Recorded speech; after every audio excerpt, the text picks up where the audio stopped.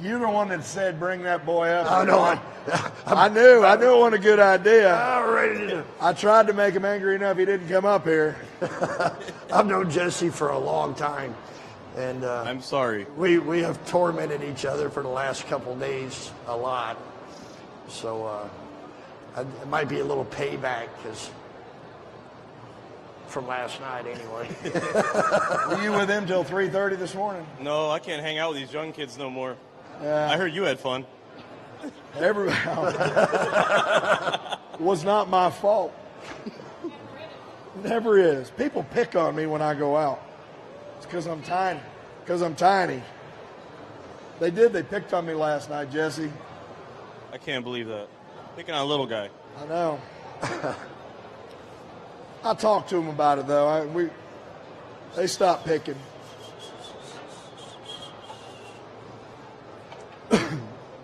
You know who you don't want to go out with is Ben Davis.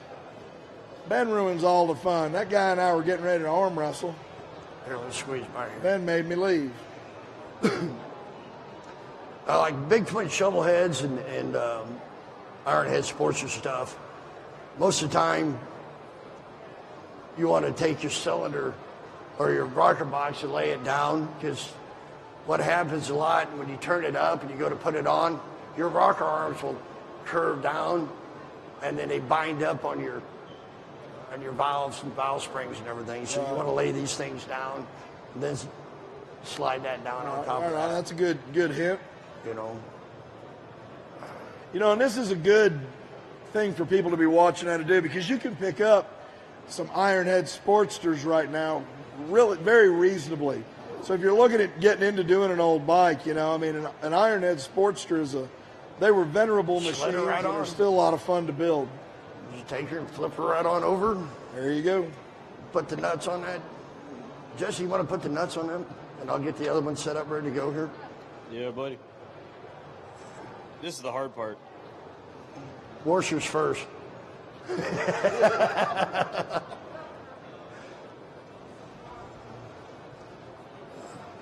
you make those nuts? No, I didn't make those nuts.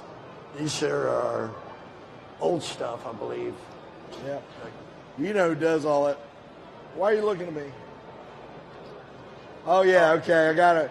There's a camera over here that does close-ups. Right here, we just got it. I'll usually stand in front of it. Today, somebody else is, but we just can't stand in front of that. They get a real good shot of your back. Like that, yeah. It drives Ed crazy in the back. He's doing the cameras. He sends Mike out with a bat. Larry Moore, though, that guy drives me crazy. He makes all his own hardware. Oh, yeah. There's a lot of guys out there that do, but. All right. Yeah, Larry, I haven't talked to Larry in a few days. He's building his wife a little hot rod Sportster right now, So she hit me up when I was coming back from the Dallas show. Oh, did she? Yeah, on Messenger, and because she saw where I was in their area, and she wanted to know if I was stopping by. And I found out Larry was home, so I told her I wouldn't be. No, I was trying to beat all that bad weather. In Des Moines, we got 6 inches of snow. I was trying to get. I don't know if I was trying to get ahead of it or behind it, but neither one worked. I ended up in the middle of it the whole way. So We'll set this one over here out of the way. Take this old hound dog, flip her over. Uh-oh. Uh-oh. Uh-oh. Missed that gasket. it'll be fine. It will be now. There we go. There we go. So do the same thing here with this barker box here. Now, Carl, you just, obviously that gasket can slip over. If you rip a gasket while you're doing this, do you just wait and get another gasket, or do you try to repair the gasket? No, I actually replace it. I don't try to repair gaskets. There we go. Can't use RTV? No. No RTV? No RTV. Don't use that. Now, if we were supposed to use steel gaskets, Carl, what would you suggest to the people, instead of using a fiber, which, a lot of this, because the castings and stuff, we're using fiber. Right.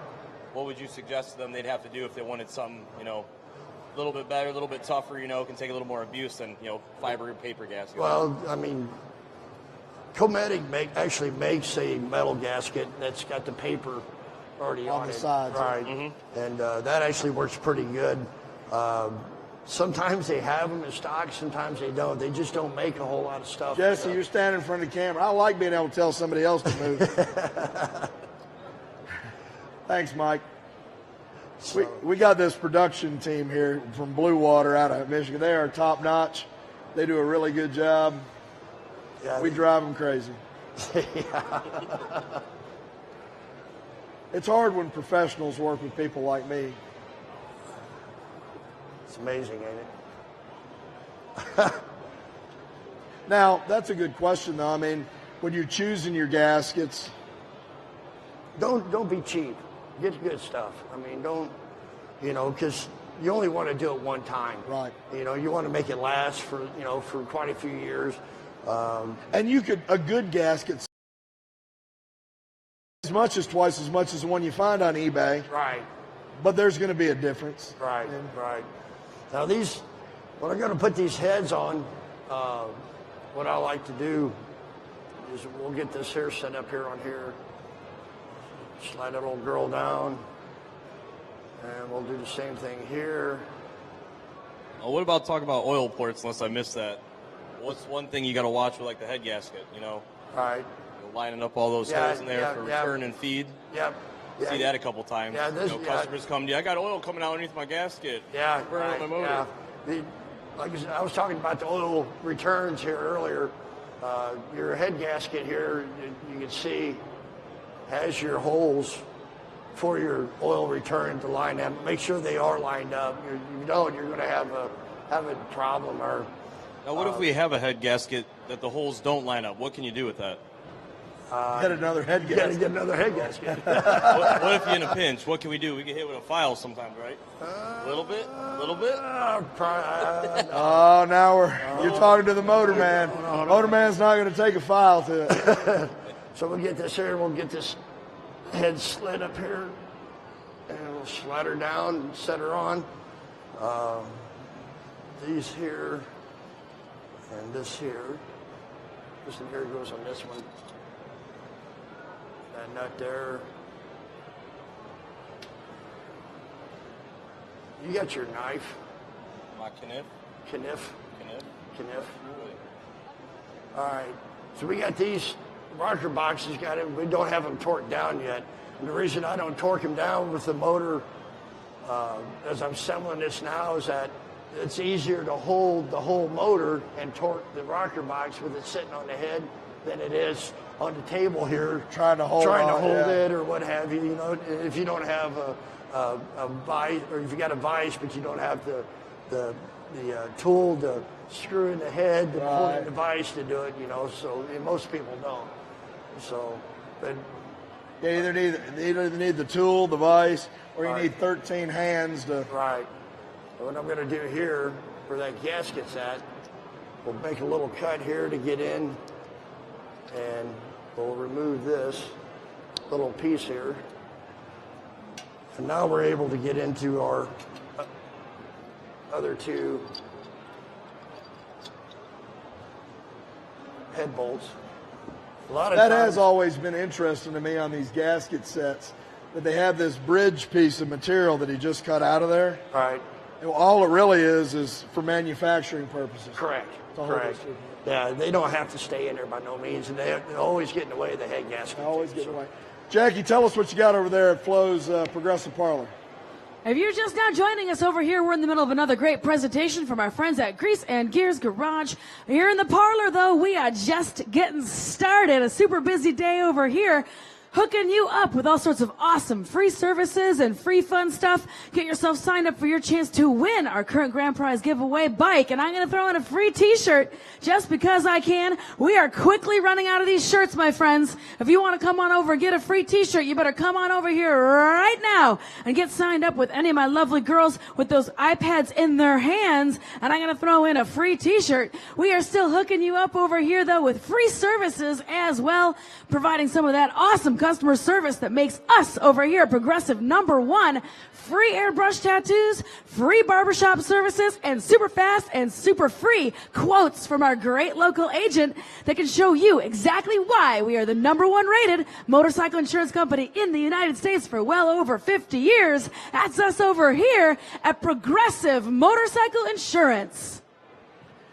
Now, Carl, when you get this top end and when this motor's built, people are always interested in numbers. This is pretty much a stock 79 Ironhead Sportster, correct. Sportster motor. What's it going to make in terms of torque, horsepower? These motors they're maybe 60, tops if you got them cammed up and all that. These ain't no hot rod motors. Yeah. They were, the CHs were kick only, had a little bit hotter cam. There was kind of like a PB cam from the factory. The H models were your electric start. So they didn't have to have they had a little bit smaller cam to make it start. And one thing if you're thinking about it, because I mentioned it, and sure enough, we've said 79 Sportster, and I've said Ironheads are a good place to start because you can get them relatively inexpensively. Right. The 79 Sportster is one you might want to avoid. Correct. Because nothing fits it. It's a 1 year only kind of design with the way the exhaust runs, and it's got a lot of 1 year only parts. Yeah, it was the only year they manufactured that frame. Yeah. The motors are pretty much the same as the 77. The side covers where the master cylinder mounted at are different. These had these goofy pipes that stepped down like 3 times. They're just a 79 was just an odd year for these bikes. So I had one. Nobody told me that 79 was an odd year when I was younger. So I warn everybody. All right. If you're buying a 79, it's worth $500 less than whatever you thought you were going to pay. Well, see, also, too, 72 was an oddball year. Right. Okay, what happened there is that Harley was burning up their 900 cylinders to making thousands. And the 72, you can only bore them 40 over. After 40,000s, the oil return holes inside the cylinders will start elongating. Right. And then, you really can't doing a top end on a 72, once it's worn out, it's worn out. It's worn out. Yeah. And only 72 heads will fit 72 cylinders, too. That's another oddball deal, so. Chris is going to kiss you or something. I don't know what he's doing. I'm just looking. I want to learn something. Okay, Good well, look, come on man. up. Hey, this thing's looking good, huh? Come on up. All right, and we're going to torque this head down real quick here. The head torques on these are 65 pounds. What I do is I do them in 3 increments. I'll do it 25, 45, then at 65. So we'll do that real quick. And is that so that you give the gasket enough time to compress slowly? Or? Well, actually, it just kind of slowly and evens it out smoothly, because you want that to be even and to have the same amount of pressure when putting it down. Right on. When you torque that down, Carl, how do you do it? Beyond just the foot pounds, is there a certain way you do it? An order? Yeah. Actually, I'll start on the inside and then work, or on the outside here on one side, and go back inside to out, over, and then back in. So Evo heads, they're the same way.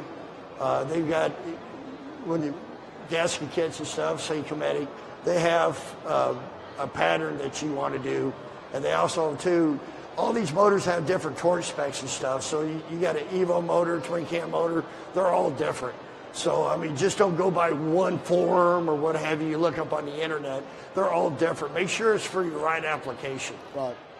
How about like head studs? Can you reuse them if you're doing something with a motor? What is it? Reusing the head studs. What do you prefer? If it's a stock motor, you can reuse them. Sometimes they stretch.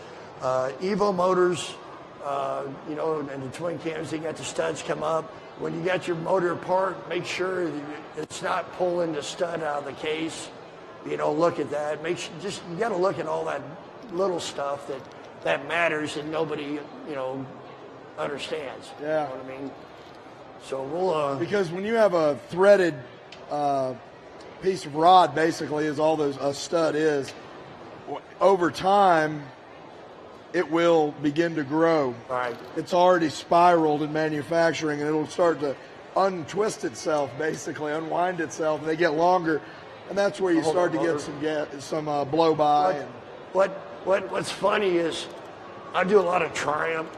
You know, I do a lot of anything evil and earlier is my specialty. Earlier the better, you know. Yeah. So I get these Triumph motors.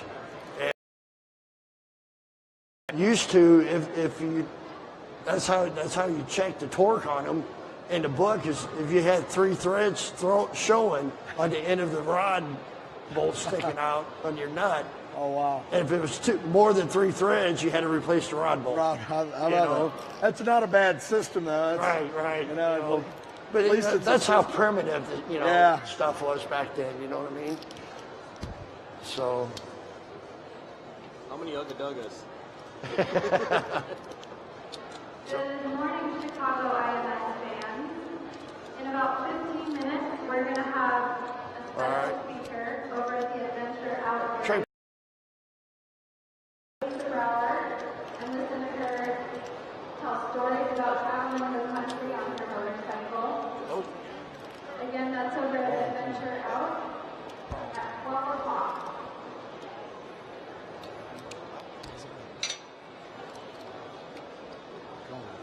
He's got 2 different kinds of head bolts set up here on this. And that's because he wanted the purdies to be seen on the one side and he's got the stock, on the other. You know Gary, he's got to have his purdies. So now we're bumping this up to 45 pounds. And we'll do this again here. Normally I just go from head bolt and I can spin right around, but like I said, he's got his purdies on here. Oh, yeah. And then... he's probably in a smoking jacket today with one of those ascots on. Yeah. Sitting, drinking tea. And having crumpets. Talking to Barb like Harry Potter. Hello, my name's Gary Seville. I'm very smart because I talk like this. I don't even think he graduated from high school and he's got all that money. Yeah. He had a bike shop, Gary did. And then he got smart because yeah. He's doing real estate now. He's doing really good in real estate. Let's see here. That's good though. We need rich friends. We all need rich friends. Now we're going to bump her up to 65 and then we're good. Normally, after we get the motor and stuff done and everything, and I'll go ahead and say this now, is that if you get your motor fired up, and you let it warm up a little bit, get warm, shut it off, let it cool completely off. What that's going to do is going to make your gasket seat and so you don't have leaks and nothing like that. You want to do that in 2 or 3 intervals. Heat cycles. Let us run. Don't sit there and blip your throttle and want to hear your new pipes. Yeah, you'll hear your new pipes soon enough. You can show them to your buddies later. Right. So, but you want your motor to last. So, I mean, that's all I'm trying to say. It's not ride it like you stole it. Ride it like you own it. You know what I mean? Well, and we both, anybody that's into motorcycles has usually been into hot rods too, and. I get guys that do it on cars, they do it on motorcycles, and they get a rebuilt motor, and they're like, I even hear some builders will say, I just get on it and I ride it like I'm gonna ride it. Right. Man, you gotta break an engine in. Right. New parts, everything's got to settle into place. Particularly on older motors, it's just they're a different beast. Yeah. Like you said, I mean. Break it in. I usually start them up, get a good warm up. And then the first time we take them out and run them. Use that strong muscle. There you go. You got it now. So what I do is go out and run it. Nothing over 50 miles an hour for the first 50 miles. Nothing over 60 for the next 500. change the oil at 50 miles, get all that fine material, everything, all that break-in material that's in there, you want to get that out, you know, as soon as possible. And, you know, when I mean 50 mile an hour, that doesn't mean getting 50 mile an hour in 2 seconds either, Right. You know, like Jesse does here. Go fast. There'll be if you take care of that motor at the beginning, Right. there'll be plenty of time to go fast later. If not, you'll just be going fast to the bank to get more money. Right, right. Now, Carl, if you were building this motor and, you know, say you weren't going to fire it up for a while, a couple of days, you probably got to use decent assembly lube, right? Yeah. You know, something that's going to sit there, be tacky, and, you know, Well- have a little bit of time with it before it all, you know, rolls down. It's like I was talking earlier, assembly oil, you know, when we assemble those rings on the pistons, don't sit there and pour oil on them and all that. You just got to rub just a little bit of oil. Like I said, oil attracts dirt. So, you know, you don't want to sit there and like lube your cylinders up and all that. You want a nice, clean, you know, work environment. And so, like I said, it breaks it in easier. You ain't got sitting, when you go turn it over, you got oil blowing up your spark plugs and it won't fire and all that other crap, you know. Now, we'll set this at 30 pounds. And we'll do our rocker boxes because it's easier to hold the motor down now, you know what I mean? So we'll get that, and then we'll do the push rod adjustments. And then the push rod adjustments is something I'm very, you know, I see so many people do the push rod adjustments, they do it all wrong, you know.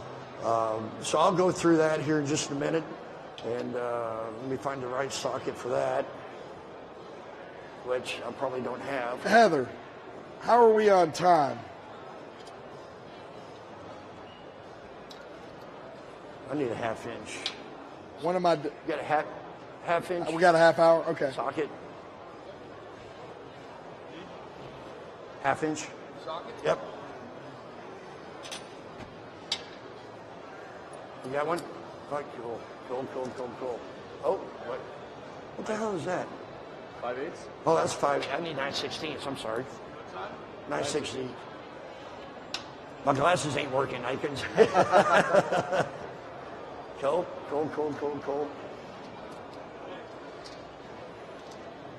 So, what we're doing here, I'm just kind of getting them snug down and a little bit, kind of double checking what we got here, and then we'll torque them down.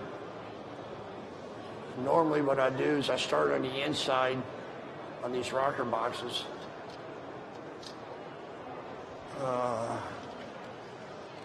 Are you a believer in Loctite with this or no Loctite? No Loctite. No Loctite. That and RTV, stay away from it. I mean, that stuff gets in that oil pump, and these oil pumps are pretty primitive, and you wouldn't believe the stuff I've pulled out of these, you know. So what we'll do is we'll just start up here. Jesse, if you want to kind of hold that again, we'll get it, come up here again, and we'll go to the other side. Then I'll work over here,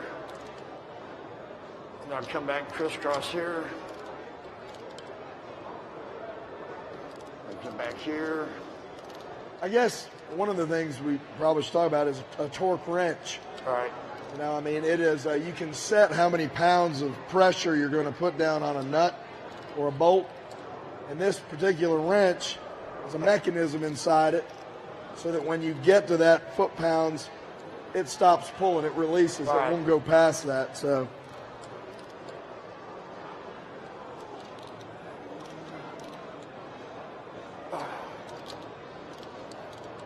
Mark, are you doing okay?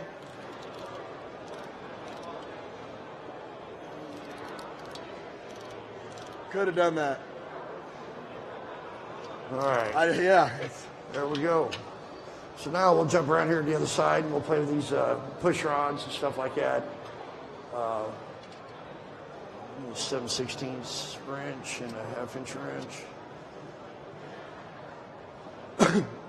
What we got up here is your lifters. A lot of people, what they don't realize, you know, you got that old Ironhead motor and it's real rattly and makes a lot of noise and all that stuff. Your lifters are your main part, you hear that lifter noise. You can adjust them all the time, and it's still rattling. These motors are so old, and the lifters just wear out. You can actually get oversized, 5,000s oversized, and redo your lifter blocks, and that'll quiet a lot of your operation down. So these, like I said, these are solid lifters also. They're not hydraulic. You get into big twin shovel heads, they have a hydraulic. Some of them run solid lifters and what have you. What I'm going to do here, I'm going to kind of show you a way old man Gertie from Gertie Racing Engines taught me over 30 years ago how to set a push rod adjustment to guarantee when you set one valve, the other one's on its base circle. So that way you get a proper adjustment, it's guaranteed down. So, the other thing about these old motors, well, any motor really, is you gotta, if you're gonna ride a motorcycle, particularly an old motorcycle, you gotta know the difference between a sound and a noise. Yeah. Well, this motor, when he gets it all done, is gonna make sounds that to the untrained or uncommon ear is gonna sound like a noise. Yeah. Noise you need to fix. A sound you learn to appreciate. A noise is like a little midget with a hammer trying to get outside the motor. A noise is just the symphony of the motor. You know, it's some of these older motors are just going to have sounds. All right. I was talking with Jesse the other day too, and I was telling him about how I do the push rod adjustment. His motor on his bike that he's got to show here is pretty massive. Yeah, man. Because when he was building that motor, he was calling me and asking me, you know, who should I get for a camshaft? Because, I mean, his motor's just a monster, you know. You want to tell him a little bit about that, you can, why I get this. Yeah, you know, with that motor, we had a pretty high duration cam. You know, there's very little base to it, you know. I mean, Carl, you're kind of used to that with anything that's like a racing style cam. It's almost all open and very little close time, you know. But yeah, that motor's close to about 180 horsepower. Grips the front wheel. Makes me squeal a little bit when I kick on the throttle. So, but no, Carl was like my go-to guy at first, and I called him and said, "Hey, who's good to go to? What would you suggest?" But you know, it's a whole different animal, isn't it, kind of, Carl? When you get into really high performance, you know? Yeah. Like the tricks you're showing up here, there's some things that do help down the road with that kind of stuff. Exactly. Yeah. You know, camshafts. I mean, if you're into the big racing, high performance, and all that stuff. You know, camshafts, something to look into, head work, you know, valve train. I mean, everything, it all matters. You know, it's all got to flow together. If it doesn't flow, you can put the biggest cam in the motor, and you're not going to go anywhere. You ain't going to be much more than, you know, if you don't have the head work, the proper pistons, and proper...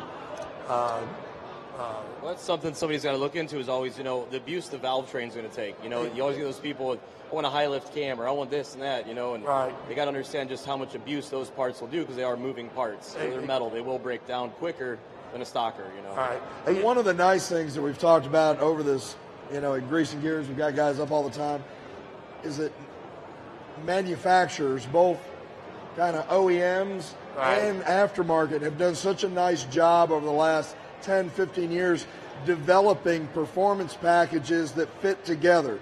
So you can buy a kit. So you don't have to go shopping for stuff. And now it's even gotten to that way, if you're going to build a performance motor, they'll say, well, here's a kit.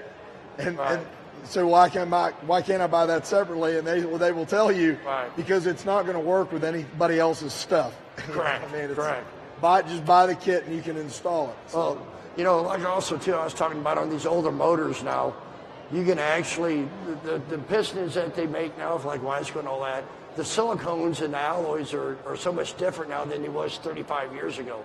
So these pistons and stuff will actually work better now than, you know, and hold up a lot better than they, you know, 30 years ago. 30 years ago, they were dinosaurs, man. They were just big slugs sliding around inside of a hole, you know. Yeah, because you can, I mean, I took an Ironhead Sportster, I dual plugged the head, stroked it, and, you know, eventually broke the cases. I mean, it was, you know, you can build these old motors to the point where all of a sudden the old parts just can't take it. You know? I mean, it is true. I mean, so you got to pay attention to that, you know, I mean, but more than anything, getting those parts that are going to work together. All right. Talking to people like Carl, like you said, it always finds the weakest link. And, well, your case snapped. And you get a customer or a person comes in, they go, well, I didn't know my case was going to snap, but it still was running. It's like, did you know that was going to happen? Sometimes you don't. It's the castings. Some stuff's thin. Right. It depends, All right. Let me get, we got that in there. I'm going to need a couple gaskets. Yep. I do a lot of engines, so I have to buy everything by bulk. So, hey, look at there. There's 3. I don't know where the other one is. Get that stuck up in there. These are the little O-ring gaskets for your push rod tubes that we're installing here. One more in there. How many times when you started building motors did you forget to put that one in? And go, Yeah. oh, shit. Yeah. Well, you can pretty much tell when you get your deal in there. Also, too, on your push rods, I'm going to take your tubes apart here. What a lot of people don't realize, especially in these Ironheads, here's your inner tube. You got this cup. That spring goes on, and then there's always a washer. That washer is going to help that gasket evenly sit on your outer push rod tube. Now, your outer push rod tube, you got one flat side and you got one tapered. This tapered part goes to your inside push rod cup. So you want to have all that in there. But I got to put the gasket in myself first. We'll slide that in there, slide that in. So what we're going to do here, well, I was talking about push rod adjustment and make sure you're on the lowest, on your cam setting on your base circle. What old man Gertie taught me is, most people say set your push rods with your pistons on the top of your cylinder. You don't know if that cam's actually going to be starting to move up or down, or and you're going to be that close. What he taught me was you set the intake when exhaust starts to open. You set exhaust when intake starts to close. So what we're going to do is I'm going to spin the motor over here. I'm going to set the intake valve. Hold that motor. And you see these lifters are raising up and down. Right now, I've got the intake coming up. So you set the intake when exhaust starts to open, set exhaust when intake starts to close. So we're going to take this right here, we're going to roll it around a little more, and it just started to drop. That's telling me this cam right here, it's at the lowest part of its base circle, so you can actually set this push rod and set it properly, and you're done. You don't have to worry about it coming up on the cam or anything like that. So we'll get this old hound dog slid up in here. Get that up at that. Maybe. Uh-oh. I got her a little tight there. Let me loosen it up where I can turn her.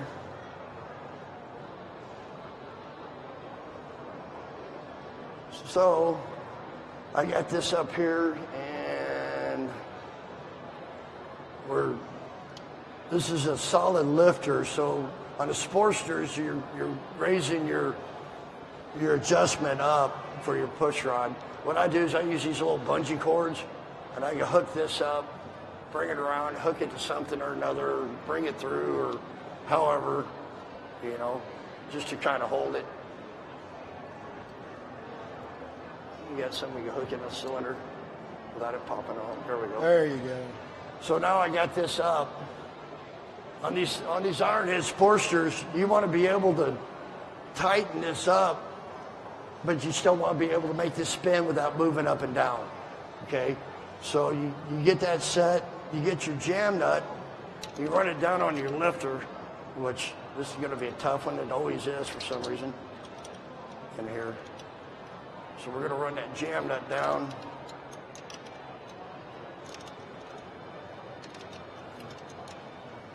Huh.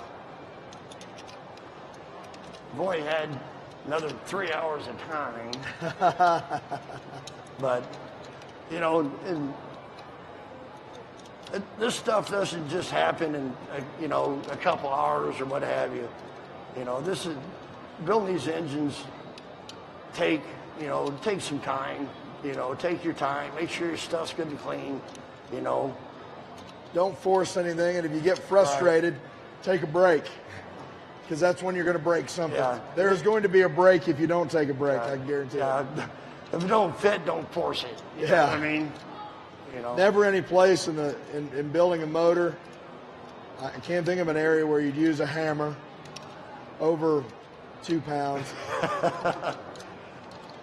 Did you ever fire that motor up I built for you? I've not fired that motor up yet. I need to. I keep turning it. It's sitting in the shop.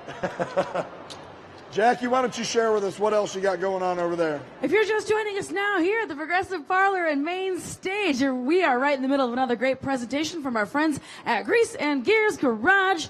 But here in the parlor, we are up and running and rocking and rolling, hooking you up with all sorts of incredible services over here that are absolutely free.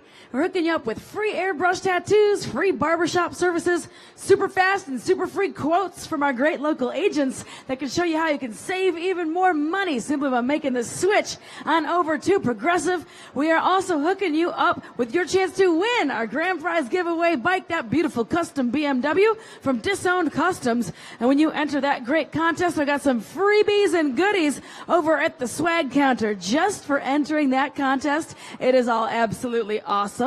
It is all absolutely free. It is all absolutely courtesy of Progressive Motorcycle Insurance, and this is absolutely the last day to do so. So take advantage, my friends. Come on over. The fun ain't over quite yet. We're in the middle of a super rock and roll day here at Progressive Motorcycle Insurance. All right, Pat, what I got going on here now, on this solid lifter, we got it up. You can see it's in here. I can spin it very freely, but you don't want this moving up and down at all. And again, when I was talking about the lifters too earlier, but you can get oversized, you always got that rattling noise and all that, and them lifters moving back and forth. These here are pretty tight, they feel good. So, but I don't have no rocking in them or nothing like that, so this motor would be really quiet. But that also makes it hard to adjust too when the lifters are loose and all that inside there. But as you can see, these here spin really good. And no up and down movement. There you go. And that's where you will lock it in.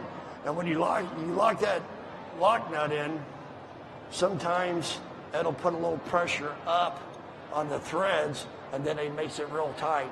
But right here, we're good to go here. So you'll do that there, and we'll leave this up. Now what we'll do is we'll spin the motor around again. Kind of hold that engine there. So what we'll do is I'll spin it around. The lifter's dropping down now. And we're going to set the intake valve here when this exhaust valve starts open. So this here's,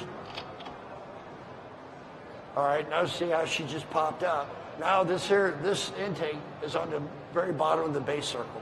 So now it's completely 100% ready to go. I see so many people bring me these, a bike don't run, and you got no, don't seem like you got no compression. 9 times out of 10, you got the push rods adjustment all screwed up. Yeah. So.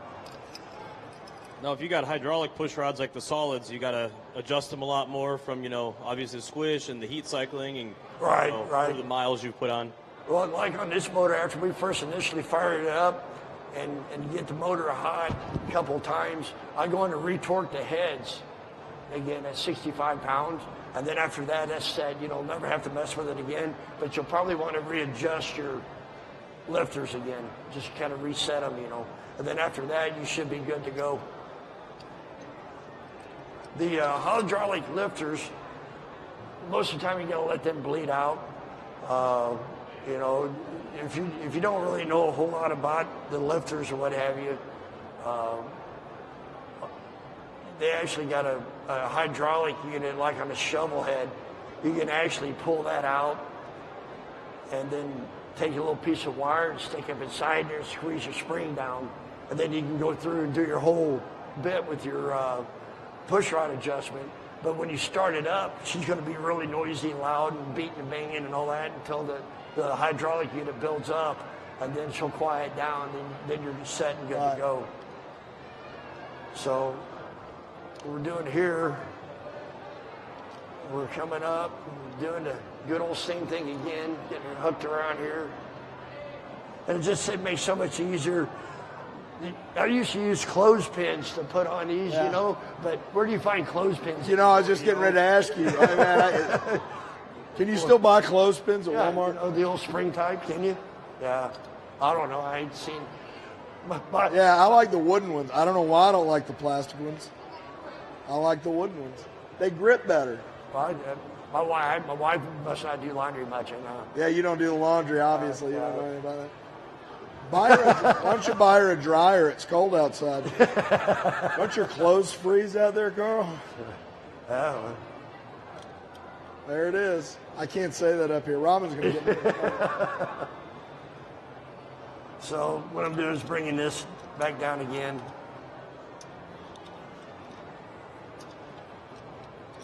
This jam nut down on this lifter here. Like I said, if anybody's got any questions out there, Feel free. If you want a closer look, come on up. If you've just kind of wandered up or if you're just joining us on Facebook Live, we're Grease and Gears Garage. We have Carl Pusser from Walkin Tall Cycles, and he's putting together the top end for us today on a 79 Ironhead Sportster motor. So he's shown us, he's talked to us about the rings and the boring the cylinders over, what all that means, installing the heads, and now he's showing us kind of how to install and adjust the push rods for the motor. okay, again, now I've got this up, and I got to be able to spin it freely here. And you can adjust your height up and down by going up. That tightens it up, bringing it down, loosens it, so now it's actually spinning properly here. So we'll get that pretty much in the right position, and we'll tighten this jam nut down. Now, that thing spins freely with no movement up and down. So you'll have nice, quiet operation on that. So when we do that there, we'll unhook our little bungee cords, and yeah, he thought I was going to get you, didn't he? And then I've seen a lot of people, it's funny, I've had people try to adjust their own push rods, and they'll get these inner deals. Uh-oh, I need a long, skinny screwdriver. They'll take this right here apart, and they'll put this all the way up, and then they put your clips in there, you know, and it leaks like crazy, and it's just a big mess, you know. But that's not actually goes. Your inner actually goes up, and your cups go down. Your cups are spring-loaded. The spring-loaded cup here will put pressure on this and on the inner push rod in your rocker box. Which to me has always been one of the most ingenious designs on a motor, that they came up with that idea to do that. I can't even think of another way that would be better than that. You know, I mean, it was ingenious. What is like 70, 80 years? It's been the same. Yeah, same I mean, today, you know. yeah, I would have loved to have been in that meeting when the guy made that suggestion, though. He says, we're going to do it this way, and his boss goes, seriously? Yeah. I'm just going to keep tension on it. Especially after the little flatheads, you know, and they got those lifters or the covers, you know, like on the Indians and old Harleys. Your valve spring and all that's what holds that upper cup in. Yeah. You know, then the other part slides down on the actual lifter block, and you screw it in, you know, on the old flathead motors.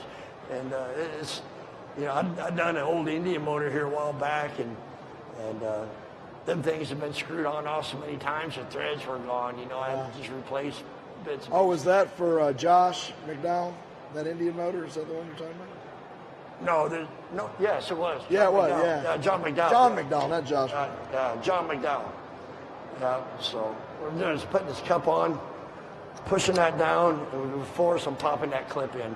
It's pretty simple deal, so we'll do the same thing here. And this is also a place that if, you know, you've got an old Ironhead, this is a great place to dress up your motor. Now, obviously, Fancy Pants Gary Seville, you know, he's going to dress it up. Right. Because, you know, if he rides it in his neighborhood, all the rich people got to see it and make it nice. Yeah. He's a good friend of ours, this motor's going to. He's fancy pants. So again, we're going to do. You can dress it up with these. Yeah. It's an inexpensive way to do it. Yeah, they make different aftermarket, and also too. I mean, check your cups and your push rods, tubes. Good afternoon now, Chicago Ironhead fans. In about 15 minutes, we have another great stunt show planned for you. Over at the stunt show area, we have BMW Riders, Touch McNeil, and the rest of the XPL crew. Put on a fantastic show for you. So make sure to head over there at 12:30 to the stunt show area. The closer you get, the better. Of course, too, like I was talking a while ago, your springs on your push rod cups. People have been rebuilding these motors. They don't replace the right parts to make it right after, These springs, they actually put pressure up there. That'll help keep you from having a lot of leaks. You always wondered why your push rod tubes are leaking all the time. It's because there's no spring pressure on your cups to help it seal. So, I mean, it's a cheap, inexpensive way to just replace it. There's no reason to fight it, You spend all this money on a new motor and it leaks. Just replace the... Well, these old motors get a bad rap for leaking. I mean, it's good. This motor is going to leak anyway. I mean, it's someplace it's going to spring a leak. And nobody can tell why or where. It's just going to leak because it's going to mark its territory. Right, exactly. And like a small dog. But the good thing about them is you don't ever have to check your oil because if it stopped leaking, you're out of oil. but it's but they do get a bad rap. There are a lot of times they leak because people just haven't done proper maintenance. Correct. So again, here we're going to do our rear engine or rear cylinder on our engine here, and we're going to spin the motor around. A little tougher now. Yeah, she's a little tougher now. All right. That come up a little too far. So we'll spin it back around. Well, the intake, again, you set the intake, when exhaust starts to open, we're going to set exhaust when intake starts to close. So this right here is actually coming up now. And then spin around. Now she just started dropping. Now we go over and set your exhaust valve. And that's what we're going to do here. And we'll get that in, and it's guaranteed to be on the bottom of that base circle. And because basically all a motor really is a giant pump. Correct.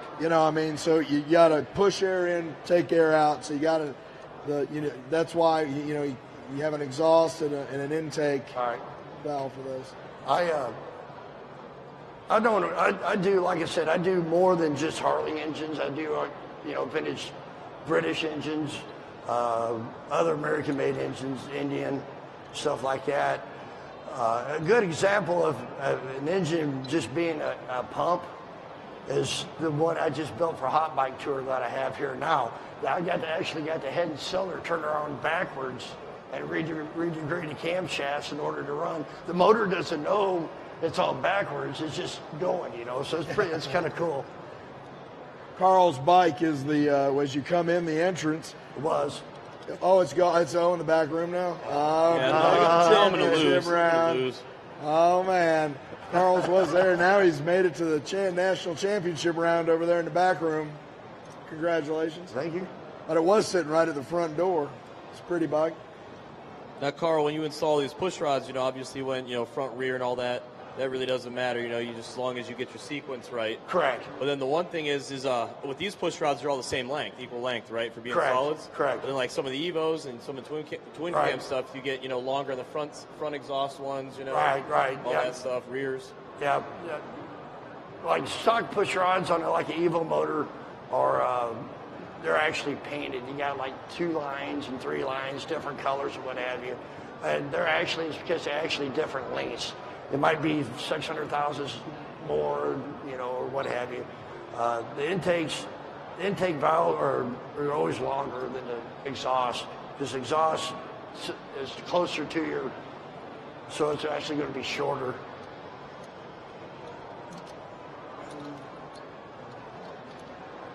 But this technique I'm telling you about, as far as setting the intake when exhaust starts to open and setting the exhaust when intake starts to close, you can do this on any motor. You can do it on a Triumph. You can do it on a big block Ford. It doesn't matter, because it just works that way. You Yeah, know? it's a good trick. Yeah. You know, like I said, it's just guaranteed, but any motor you could do this on.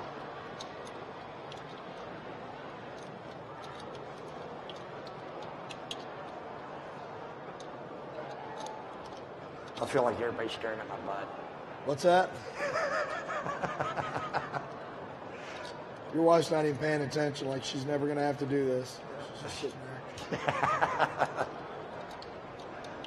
If you're just joining us on Facebook Live, or you just kind of joined us here at the Chicago Progressive International Motorcycle Show, we have Carl Pusser from Walkin Tall Cycles in Peoria, Illinois.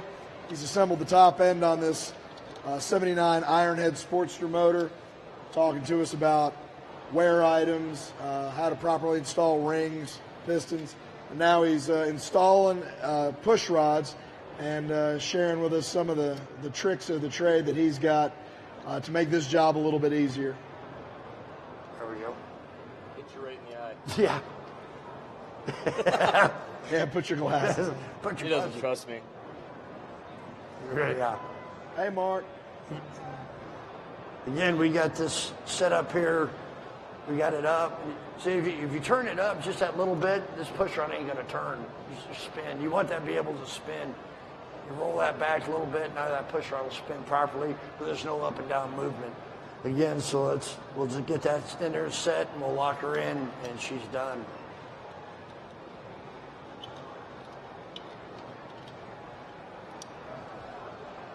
Uh-oh, a little tight, so we'll just kind of turn your upper down back a little, and still a little tight. Crank that back. Now she spins, so up and down movement. We'll get this old hound dog locked in here. And there we go. There you are. Then we'll do the same thing again. So now we're going to spin the motor over. We're going to set the intake. When this exhaust valve goes up and comes back down as soon as it starts to close. So as I crank it, you see that go up. Now she just started. She went up. She just dropped. Just started to drop down. That's where you want to set your next one here. And you got that up in there. When you turn that over, you make sure the spark plugs are in right. No. Yeah, you want to keep your spark plugs out, or you'll never turn the motor over. Yeah, if you turn your motor over with the spark plugs in it, you're a man. You're bad. I don't want to. Yeah, I don't Will wanna be- Ramsey could do it probably. But I'm trying to think of anybody else that could. I don't know. Uh-oh. Yeah, if anybody could do it, it probably would be Will. Yeah.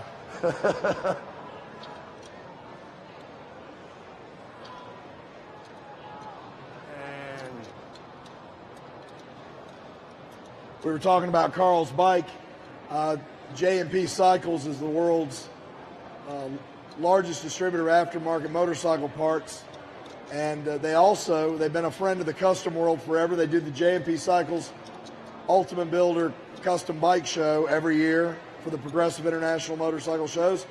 And this event in Chicago is always where the national championship event happens. So this afternoon, there are bikes from all over the country that have competed in various contests that have qualified for the national champions. They'll give away $70,000 worth of cash and prizes this afternoon. The winner of that, the national champion, will actually walk away with a check for $10,000 today. yeah, yep. That goes a long way to In this world. paying the bills. Yes, it does. Yes, it does. I'm hoping to be able to do this twice. I've won it. Yeah? So here we go. Yep, now she's a little tight. We'll bring that back a little. Carl, you did a good job. Look at you on time, too, man. There we go. She's locked in.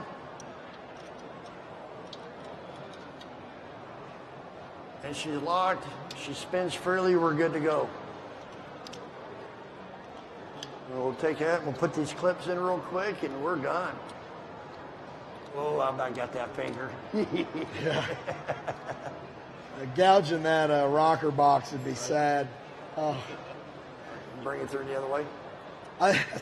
I hate that though when you get right to the end of a project and you're like, all right, I'm done, and you're not really done, so you speed up and then you screw up. That's like Carl now has an accessory on this motor he didn't want. Yeah. We put a whole motor together but can't get a bungee cord off. Man, look at that. It's like one of those Chinese puzzles, you know, the rings. There you go. We'll deal with that later. Before you really get mad, yeah. That's what happens. So right at the end, Yeah. you know, all of a sudden I'm done, and then you spend an hour getting a bungee cord off a rocket bus. You look at me like, how dumb could you be? It's really hard to charge a customer for that. Yeah. What was it? You said it was going to take 6 hours. Why are there 7? Well, the bungee cord got stuck. You can't charge for that. All right.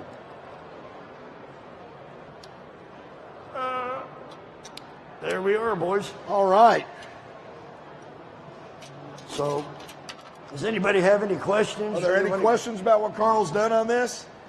Facebook Live, Heather's Yeah, watching. let me turn around and face the crowd. There you go. Well, ladies and gentlemen, Carl Pusser, Walkin Cycles. Thank you for joining us for this segment of Grease and Gears Garage. Yep. The Progressive Parlor has lots of fun stuff Jackie's going to tell you about, and we'll be back in a couple hours. Yep. Thanks, Carl. Thanks, Pat. You are all just watching another great presentation from our friends at